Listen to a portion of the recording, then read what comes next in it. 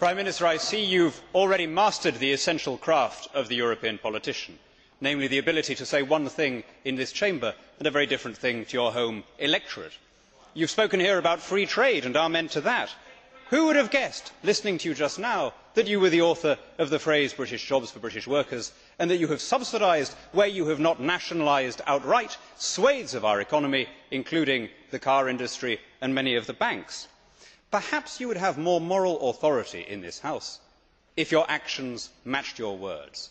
Perhaps you would have more legitimacy in the councils of the world if the United Kingdom were not going into this recession in the worst condition of any G20 country.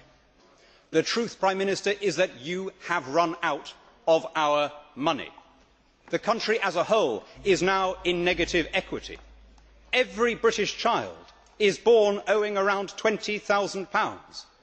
Servicing the interest on that debt is going to cost more than educating the child. Now, once again today you try to spread the blame around. You spoke about an international recession, international crisis. Well, it is true that we are all sailing together into the squalls, but not every vessel in the convoy is in the same dilapidated condition.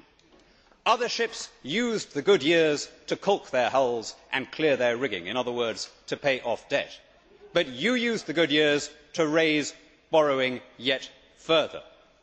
As a consequence, under your captaincy, our hull is pressed deep into the waterline under the accumulated weight of your debt.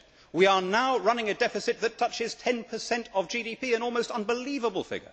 More than Pakistan, more than Hungary, countries where the IMF has already been called in. Now, it is not that you are not apologising. Like everyone else, I have long accepted that you are pathologically incapable of accepting responsibility for these things. It is that you are carrying on, wilfully worsening our situation, wantonly spending what little we have left.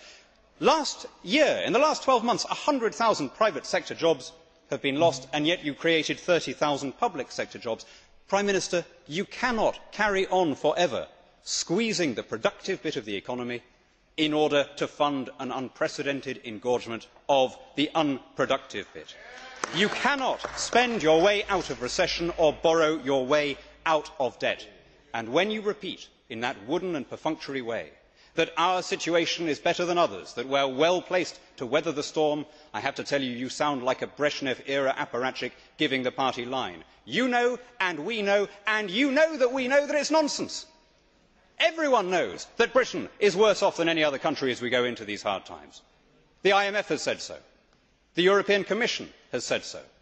The markets have said so, which is why our currency has devalued by 30%, and soon the voters too will get their chance to say so.